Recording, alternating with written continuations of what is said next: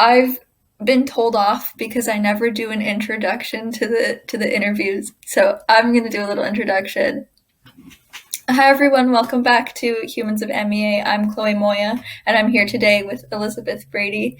Elizabeth, do you want to introduce yourself? Yeah. I'm Elizabeth Brady. I'm a senior here at MEA. Awesome. How are you today? I'm doing good, as best as anybody could be in, the pandemic and going through school. We just went back from spring break, so that's fun. Yeah, how was your spring break? Did you do anything fun? I didn't do anything fun. I just applied for some jobs, because I'm graduating and I have a summer full of nothing, so I have to earn some money to pay for college. And, Yeah. gain experience in my field. What were some of the jobs you applied for? I applied to a job. Well, I'm applying to legal jobs, so political science or law internships for the summer. So I applied to one, like General Atomics, and then the Department of Justice here in San Diego, and then the County of San Diego. But we'll see. They don't like high school students. It's very difficult as a high school student to get an internship, especially because you don't have any experience. Yeah, definitely. You have to have experience to get experience, but I'm going to try. That's super cool. So does that kind of tie into what you want to do and what you're studying in college? Yeah, I'm going to go into political science and with a pre-law track. And then maybe double major with economics because I want to go to law school afterwards. So I'm going to do my best to try and get into a good law school for my undergraduate work. That's super cool. That's awesome. And so do you know where you're going to go? Well, I know it's complicated. So decisions have come out. So I've gotten into UCLA, UC Davis, UC San Diego, USD, and NYU. Wow. And then I'm waiting for Stanford today. I think I'm going to get my decision during this interview, which is going to be very interesting. I'm not going to open it. Okay. Well, yeah, that's super cool then. There's a lot of good choices. Yeah, this year was especially hard with college applications. Nobody had to do the SAT, and they had unprecedented amount of applicants and all the deferments from last year. So everywhere was super competitive. Every year it gets more competitive, but this year especially, it's impossible to get in anywhere. Yeah. I'm very lucky for what I've gotten. I expected a little bit more, but can't pick, but beggars can't be choosers. I think that's a good mentality to have, and I think that's still amazing that you got into all of those schools. UC schools are really awesome. I like UC schools. Yeah, it's especially because we live in California. It's really easier to get into UC schools, and they have great options. Mm-hmm. It's so considerably cheap compared to private institutions. Definitely. So how long have you been at MEA? I've been at MEA since my freshman year, so this will be my 4th year here at MEA. I actually transferred from high school. I went to Madison High School for 6 weeks and then transferred into Mount Arbs Academy. So it's a little under 4 years. So did you know of MEA before you transferred to James Madison, or did you go to Madison and then figure out that you wanted to go to MEA?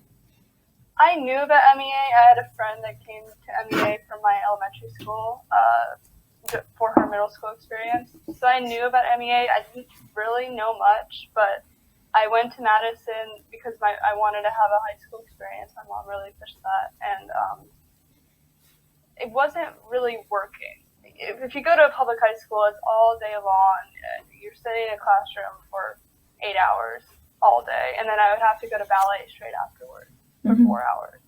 So my entire day would be really long. I would have homework. I usually did homework like during school hours. So like when the teacher wasn't talking, I would do my homework and do it during lunch. So I'd end up sleeping in classes because I had nothing to do and they were so boring. And it was just, I would get home at 8 o'clock and have to wake up at 6:30 every morning. It just wasn't working. So my mom actually went to some Unified School District parent thing, and she talked to somebody at MEA. I don't remember specifically, but my mom was just like, this is a really good school. You should like consider it. I'm like, yeah, I should go. My friend went, and she came back this year actually for senior year because she transferred after middle school, and so MEA is amazing. I cannot stress how amazing this school is. I'm very grateful to be here. Yeah. A big push for me was also my parents being like, you're not going to have a normal high school experience. Yeah. And so I came here in 8th grade and they were like, you should consider other high schools. And I was like, no, I was very adamant on staying here. And so now I kind of like to rub it in their faces a little bit and be like, I wouldn't have had a normal high school experience anyways because of COVID. So I'm glad I stuck here. I spent a lot of time at MEA. I was vice president my junior year, so last year I really pushed to make MEA more traditional. Like we had our winter formal, which was extremely successful right before coronavirus. So I really was trying to make MEA more look better, more traditional towards parents and students who wanted a different option but still wanted the traditional feel. So I feel like I think in the future at ASBs, it would be,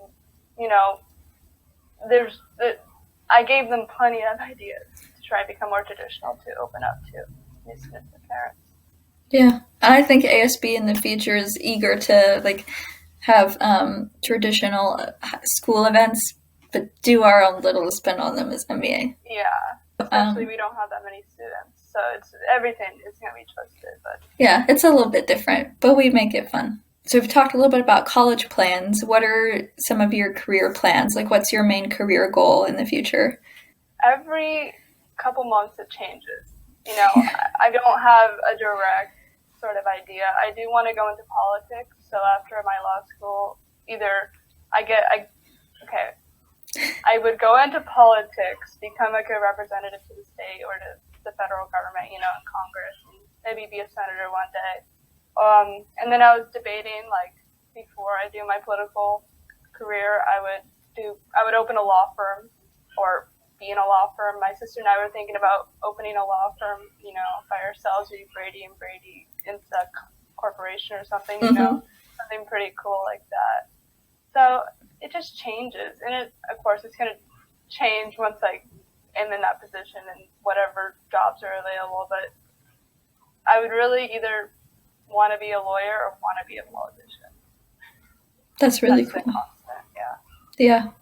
Catherine's always said that she's wanted to be a lawyer too, so I think that would be super cool if you teamed up and had your own law firm. And just so you know, I'm not sure if you can hear it, but that's my neighbor's new puppy next door. Is very loud, and so I've kind of got used to blocking it out because it's constant.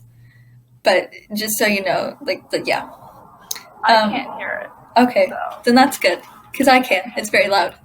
Would you rather team up with Wonder Woman or Captain Marvel? That's a very, very difficult question. I feel like both of them would be amazing if I even had the opportunity to join up with either of them.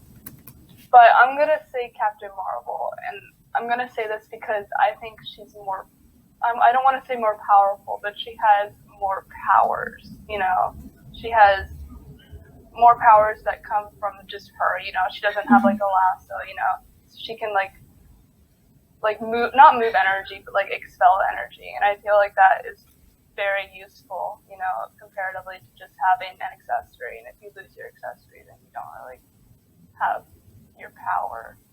Exactly. And I feel like Captain Marvel's power is less defined. Like, we don't know exactly what she can do. Whereas Wonder Woman, it's a little bit more defined. So there's a lot more possibility with Captain Marvel. I would do the same. Would you rather speak in rhyme or in riddles for the rest of your life? I'm going to have to say rhyme because I'm terrible with riddles. If you tell me a riddle, I will not understand it at all. And thus, creating a riddle would be extremely difficult and I would never speak. So, and if I rhyme, that's pretty cool, I can be like Eminem and or any other rapper and just spit some rhymes. I think I would go the other route. I think I would choose riddle because I'm not good at coming up with riddles. But if it was something instinctual, I think I would like to mess with other people and have them guess constantly second guess, like, what is she actually saying? What does she actually mean? Then you can never convey any information to anybody exactly Well, how you I could want. write it. It says it's speak. If you had to speak and rhyme a riddle. So maybe for important things I would write, but if I just wanted to have fun with people, I would speak in riddle. You know, that is never going to happen. So, theoretically, I agree. I mean, I disagree, but I agree. Yeah. Yeah. What has been your greatest struggle? I know that's kind of general. Yeah. You know, my greatest struggle has always been myself. You know, I put way too much pressure on myself. I'm not confident. Like, I'm confident, but just I'm not confident enough. You know, I'm never confident enough, or I'm never good enough. You know, I'm always trying and never really getting anything. I guess the struggle would be not accepting that. It's really difficult to accept that this is how you are, and you just have to do things with your set self. You know, you can't really force yourself to be something else that you're not. So just really accepting myself and like saying, okay, I'm really bad at English. You know, I'm trying to get better at English, but I just can't. Or I can, but like it's just not working as fast as I want it to. I'm not getting better at English as fast as I wanted to. I'm not as confident as I would like to. You know, just things like that. Yeah, definitely. I feel like something that people emphasize is growth, and being able to grow. And while that's important, I feel like sometimes people put a lot of emphasis on weight on like waiting to grow, when at some point you just have to learn to be content with what you are and the skills that you have. Yeah, I 100% agree, because we're all so limited by ourselves. We can't really grow a third arm, or we can't like be smarter. We just try continuously to be smarter and then always be disappointed. So if we just learn to be ourselves and do whatever we want within those parameters, we can be happy. And I think the most important thing is to be happy. I agree. I think that's one of the most important things. And I think for so long, especially, our society has emphasized more of like chasing the little joyful moments, or like the momentary happinesses, more so than realizing that you should be happy with. You should try to find happiness, with what you currently have. Well, I wouldn't say trying to find little happinesses. You should always be happy. You know, you should always aim to be happy. You should aim to be a happy person. And I think that society telling us little happinesses is just really reinforcing the standard that you can't be happy, which isn't true. I agree. So then, what's your go-to snack? Now, in my house, we don't have snacks. We have a bunch of fruit. So it's always going to be some sort of fruit. So grapes, strawberries, you know, bananas, things like that, tangerine. But if I was at a supermarket and I can get any snack in the world, it would be Kit Kats. I love Kit Kats. It's my favorite candy or snacking food. I think it can be a candy and a snack, definitely. I remember during AP testing last year, when, you know, right at the beginning of the pandemic, I bought a huge thing of like 32 Kit Kats on Amazon, and it was amazing. I was totally on a sugar high the entire time during my AP tests, but, you know, it was 100% worth it. It got you through AP testing week. Yeah. That's a good method. I got a 5 and a 4, so... It worked. Obviously, you were doing something right. Yeah. Hopefully that'll work this year. Yeah. That's a good strategy. I'll consider that.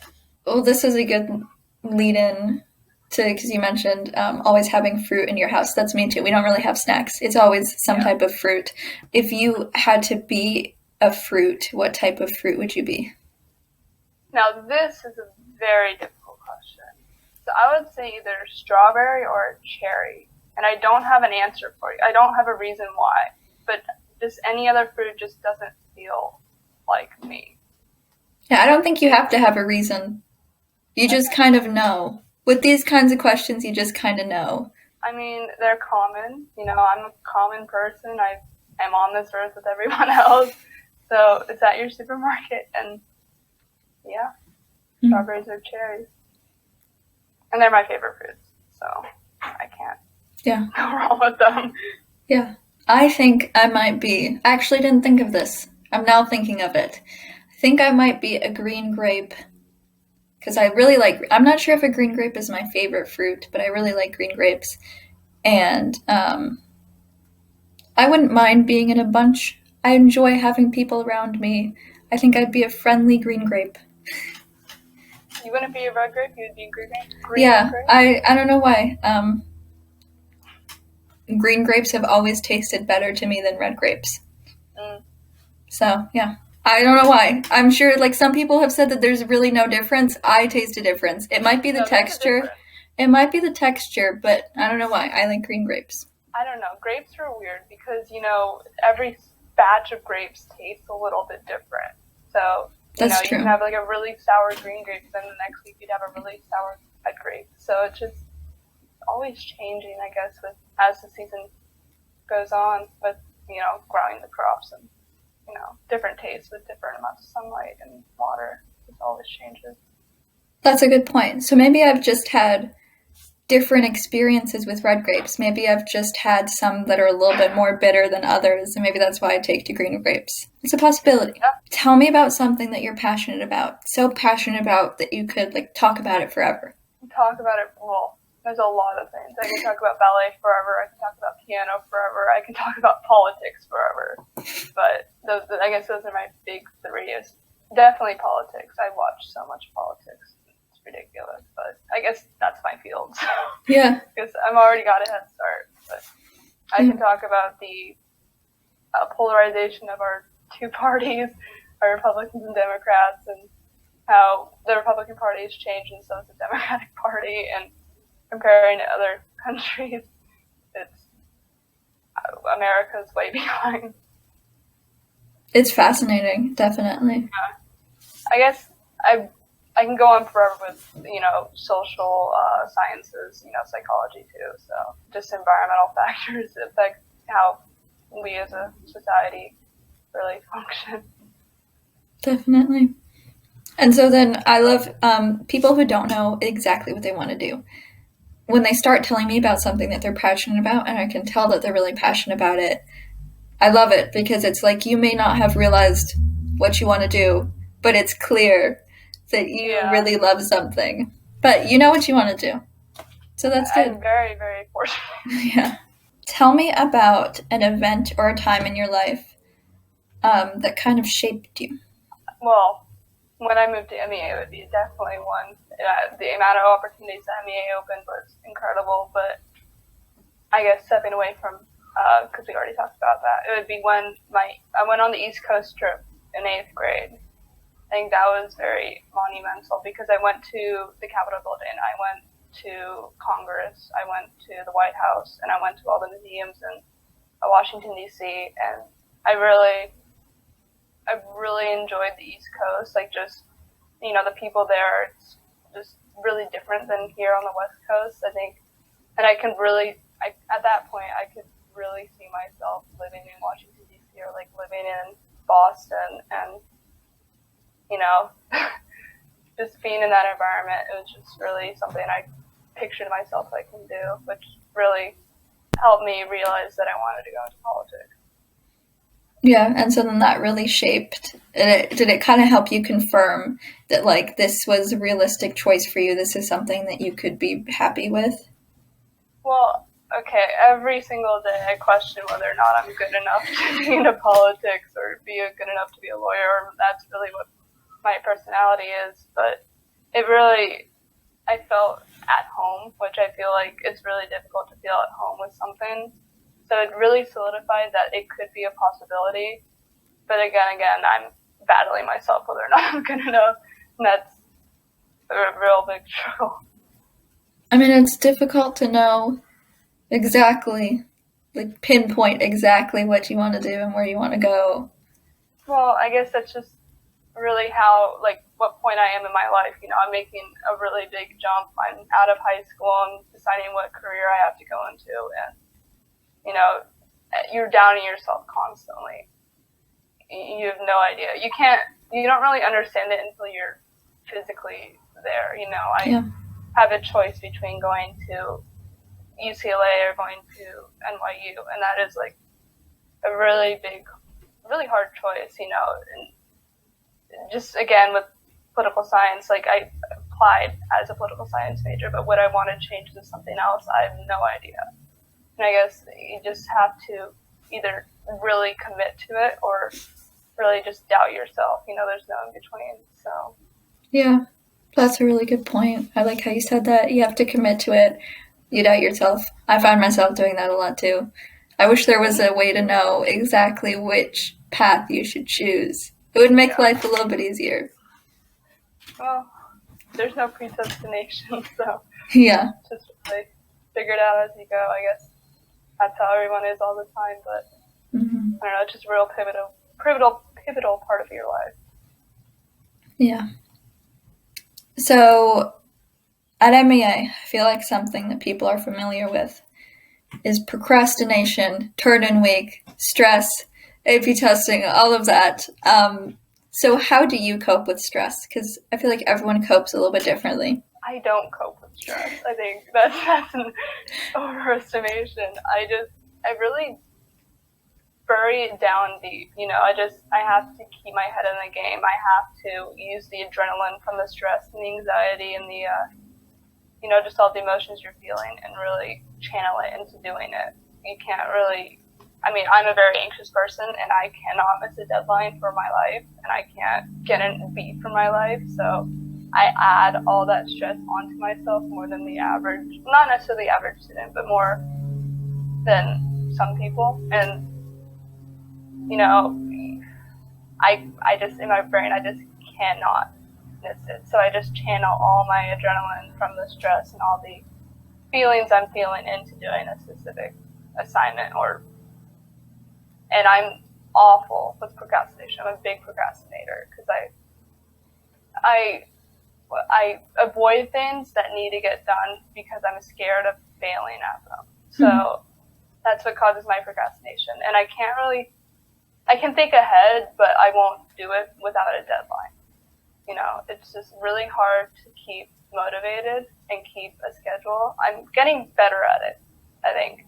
Pandemic has really skewed that, but throughout my high school experience, I've gotten really better at not procrastinating and having a schedule and thinking ahead and doing things. But yeah, coping with stress is really difficult. You just have to figure it out for yourself and really do everyone's so different that you just have to figure it out for yourself.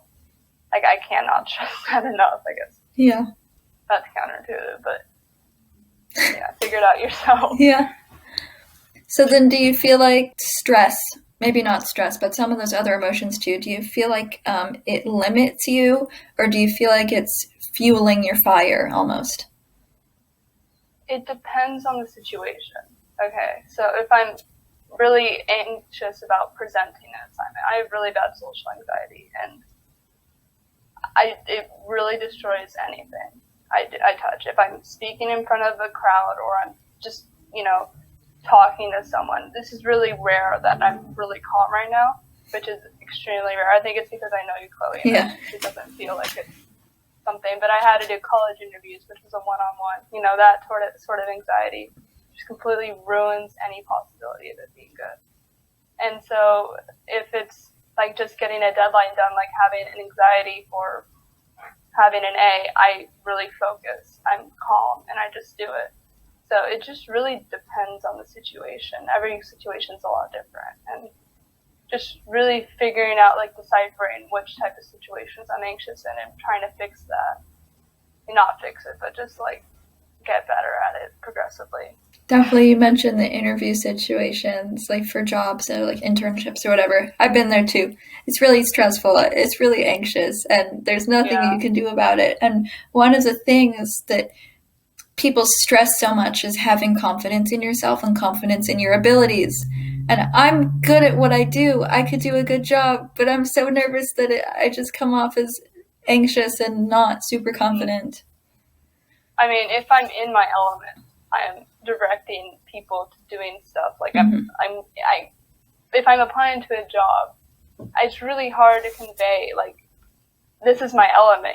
I'm really good at this, but Mm-hmm. it's just the anxiety and the nerves and not being able to figure the words out in a specific order to make a sentence and like really convey what you're trying to talk about. That I can really do this, and you just can't come up with an example of how you can do it. Yeah, And I've then been the there anxiety before. just ruins you. So I don't know if they have classes to fix that. I will take any class that will cure that, but I haven't found anything. Yeah, I wish there was a class. I feel like that would help a lot of people. Yeah. When I started doing these interviews, Mr. Kate kind of had the idea to start doing this, and I kind of took it over. And I was like, okay, I want to lead this, but I'm not sure I want to do the interviews because it was kind of scary. Mhm. Really, um, like nerve. I don't know where I was going with that. Yeah, it made me anxious, and I did it, and it wasn't terrible. And so I've started having to let it go, and I've been told that I'm doing well. So I enjoy it now, and it's not as nerve wracking. That's the word I was looking for. But yes, I'm definitely in the same boat as you. I think everyone is. It's really hard to like prove yourself when you really want to do something and you have to prove it to someone, you have to convince someone, you have to persuade someone that, I want to do this. I'm a perfect fit. It's just really hard to say that without saying I'm a perfect fit because that's just really Yeah.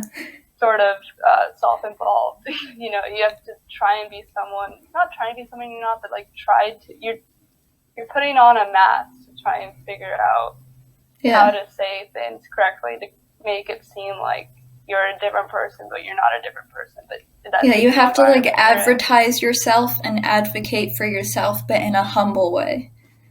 I mean, I don't mean to say this, but I am a humble person. I think of course, that's not. I'm saying that I'm a humble person, but that's But very then, yeah, no, self-involved. it could, yeah, So, no, yeah. it's just really difficult to like convey that. And I think it's just really difficult to do that. Again, I can't figure out the words, but I get what you're meaning. Don't worry. yeah. What is something trivial that you really appreciate or that you're really able to like find the beauty in? I would say more the environment, like earth and nature. People, I don't know, when I look outside and I see trees, I get really calm and really like zen, like not, that's not a good way to say it, but like really like peaceful. I just completely resets like when I'm feeling at the time, or just taking a walk outside. It's just really calming, and I guess that just really goes back to like our origins as human beings. We're animals. We're not really supposed to live in a society like we do, and just having nature and just being outside and being in the trees. Like I really, really, really love like forests. I want to go to like Yellowstone and like all the different, no, not forests, but just Yeah. like landscapes. They're just so they're amazing, and I don't know. It's a good break from all of this, all society. Yeah, nature is definitely a calming force for me as well. And I take it for granted so much, especially now. I've gotten so used to just being cooped up in my room, and I've like found I'm like content with it. I enjoy being in my room now. But when I go outside and just like take a picnic blanket and like sit outside and do work, it just feels so much better. And so I feel like I take that for granted. I feel like the real difficult part during this pandemic is that we're forced to be inside. I would be inside usually, but because we're forced inside, it really creates like a trap around us, like a cage. Yeah. Even though I would usually stay inside or I would usually do something, it just makes me see the world differently. I really just want to be outside now, even though I just physically can't. That's a good way of putting it, yeah. I don't know, I think I was upset at first, and I just had to learn to be content, and I feel maybe I am so content now with being inside that it's almost bad for me, because I probably don't get enough vitamin D. I haven't been outside in days. Yeah, me either. So, yeah, that's definitely something that I never thought I would say before. I haven't been outside in days. I don't think I've ever...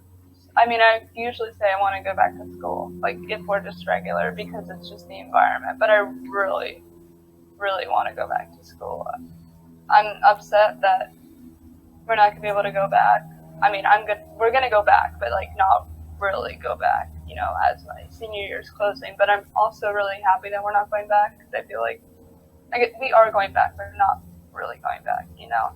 But I am happy that we're not at the same time, because that means we're saving lives and we aren't endangering, you know, my peers. I don't want anybody to die, and I just wish that we handled this situation a lot sooner and a lot better.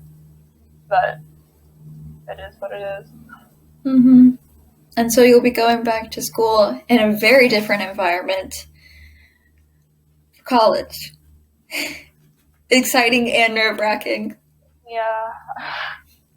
I mean, I'm just really glad that I'm going to college now and not last year. You know, I really feel for the graduating class of 2020, because they didn't get to have their freshman college experience like the rest of us did. Like I'm going to get, or what you're going to get.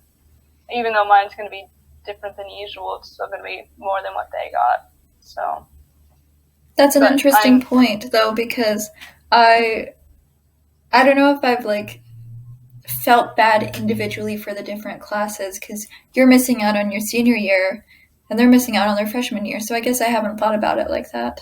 I mean, this sucks too, but you know, high school, you know, it just isn't what everyone says it's going to be, and thus losing what it isn't, it's just not, it's not as impactful, I think.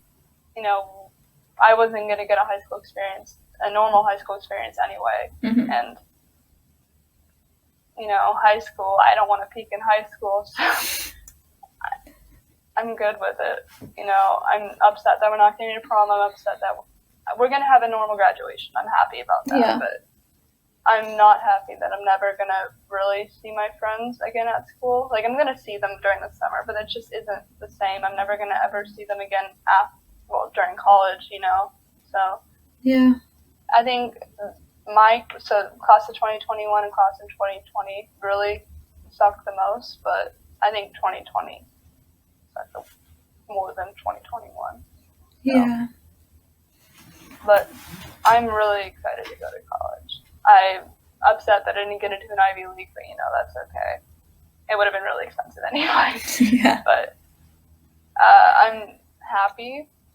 I'm going to have an experience that class of 2020 didn't get to get. But it's really an exciting point of life, even though it's very nerve-wracking. And you don't really understand it until you're there. But everything's going to change, and sometimes change is good. So I think so. Yeah, I think that's really exciting, and I'm glad that you're happy with everything that is going to happen. As happy as I could be. Yeah. Do you want to, so I know you do ballet. Do you want to talk about some of your other hobbies and maybe some achievements that you've got in ballet? Well, recently I took a break from ballet because coronavirus just wasn't it, and I'm really tired. But with ballet, I've been doing ballet since I was 2 years old, and since 8th grade I've been doing it for 4 hours a day, maybe more, and I've been in dozens of productions, and it is the feeling that you have just every day in the classroom, and the feeling you have on stage is just incredible. I'll look back on those days with awe, and it's just, I'm happy that I had them. But I'm probably never going to feel that way again, and that's okay, but ballet is incredible. But I play piano, which not many people know that, but I started piano my freshman year, so 4 years ago, and I know that's really late for anybody to start playing piano, but piano is also incredible. You know, I really connect with piano, and it's just, I love playing pieces that I would dance to in ballet. So, oh yeah, that's a really cool connection. Yeah. Yeah. And just figuring how the piano, you figure out how to play something, and you figure out how to connect that to something else, or you figure out how to play it a little bit differently, and that's just really, really cool. I think compared to ballet, I've been doing it since I can remember, and piano is a little bit different. You know, I started it way late, and so it's just really two different experiences, because I feel like I'm always going to be a ballet dancer. While piano, I feel like I always have to kind of prove to myself that I'm a piano player, and you know, that's just really different. And yeah. I think that's something that happens with a lot of people who don't necessarily grow up doing something. Mm-hmm. They almost have to prove to themselves that they are, because there's the people who have been doing, I mean, like you did ballet when you were younger. There's people who've been doing piano and like violin since they were little. This is something they've learned and they've grown up with, and they have the talent for and the knack for. And then there's people who, I didn't really ever have anything growing up. And so I've felt that I have to prove myself that my hobbies are worthwhile when I shouldn't have to, because I enjoy doing them. Yeah, well, I think the other side of the coin is I've been doing ballet since I was 2, and it feels like something I don't want to do anymore. You know, I've been forced into it for so long that I eventually began to accept it, you know, a couple years ago. Not a couple years ago, like when I was 10. So feels like a little bit more than a couple. A little bit more. I turned 18 in like a week and a half. You know, it's just, I'm learning to do things because I want to do them, which is really different, because usually I'm just forced to do things.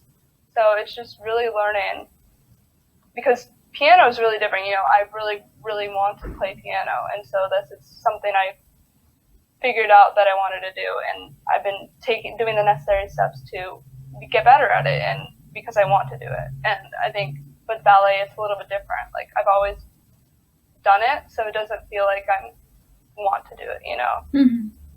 I don't have that desire. I mean, I do have that desire. It's an incredible sport, but it feels a little bit different. I can understand where you're coming from, yeah. Well, leading into music a little bit, I know we touched on that. What are some of your favorite artists, maybe songs or albums? I have a terrible music taste. I will be completely honest. Like, I listen to a lot of pop, but I also listen to a lot of alternative and a little bit of rap. But you don't have to tell us what you listen to if you don't want to. I'll look at my Spotify, but I am obsessed with Taylor Swift's new albums. You know, Folklore and everything. Oh yeah, definitely. They're really good, and you know, Lana Del Rey's albums. The last 2 albums she just released one. Mm-hmm. And then, you know, stuff like that. And then, of course, Miley Cyrus's new album was really good too. So when it comes to pop music, I do listen to the albums. But then, you know, rock music or alternative music, like, I really love the 80s. 80s music is incredible. 70s music is incredible. Like, I don't listen to the complete albums though. So it's really difficult to pinpoint an album from that time. And then same with rock music or alternative and rap music, because I don't know, I just listen to selective songs, but I do listen to a lot of selective songs, like a lot. So that's kind of how I am. I mainly listen to specific songs I like from so many different artists and so many different genres, and then there's a couple of albums that I really love. Yeah, it's really hard to find like a good album that is like complete, like I want to listen to over and over again. Yeah. And I just find that more with pop music, but you know, alternative music, there are a lot of great alternative music songs. So we ask for a song to play at the Okay. end of credits. We're not entirely done yet, but if Okay. you would like to start thinking about it, or if you know a song that you want to give to play when So credits roll. I think I do have a song. Okay. So I did put this song in some of my college applications, so it just immediately popped up for me. But it was My Future by Billie Eilish. Mm-hmm. Okay. So I think that really signifies where I am in my life, and I put it on my Princeton application, which I was unfortunately denied. But I don't think there's any correlation between the two, though.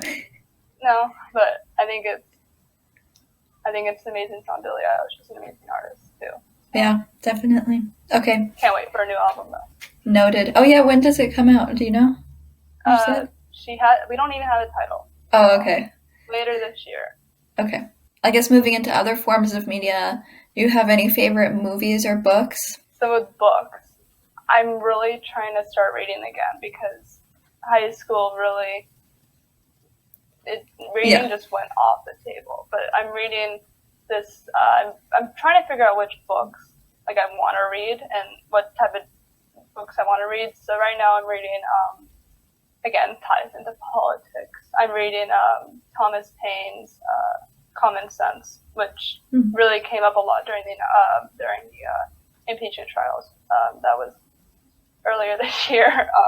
And I'm also reading The Feminist Mystique by Betty Friedman, which is a really good book as well. I really highly recommend. Yes, yeah. That is the word. And then, what other type of media? What was the other type of media? Movies.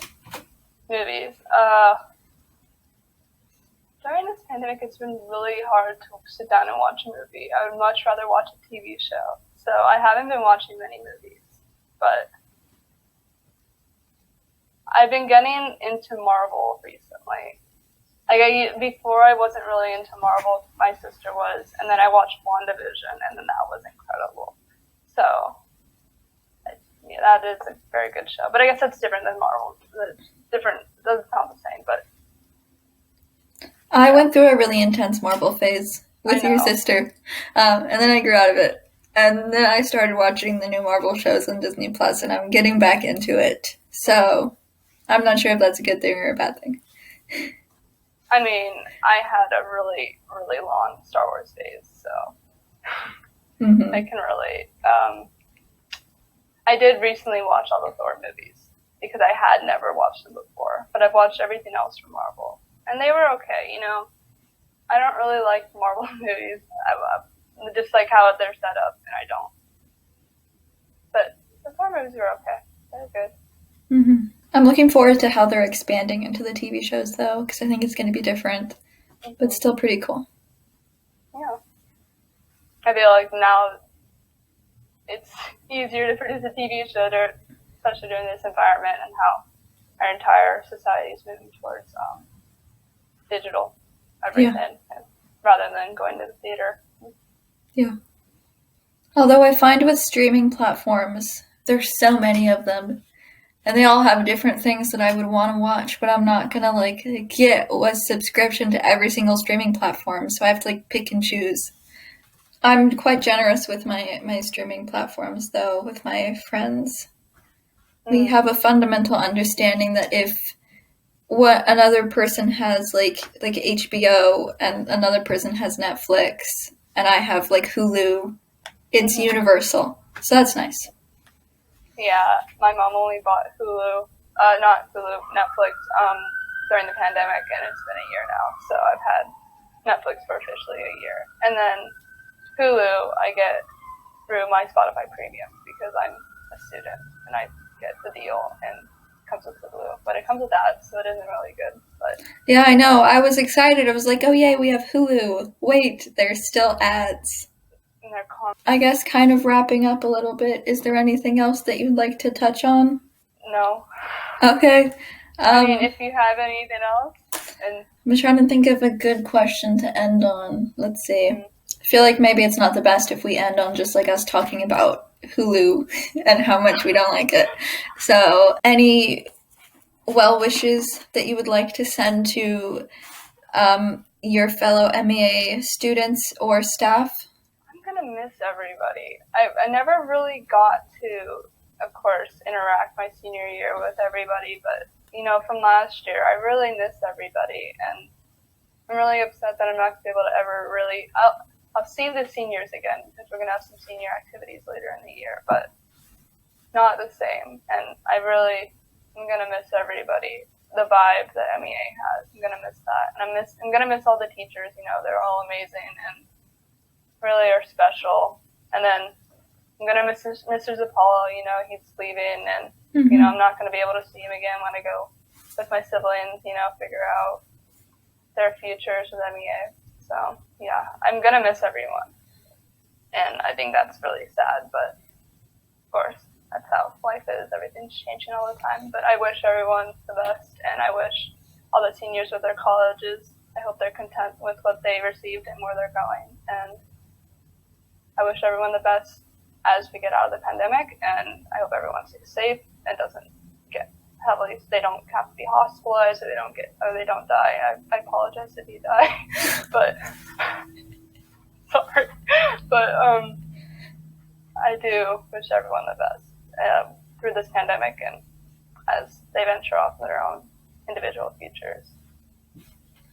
That was great. That was really sweet. I think that's a perfect note to end on.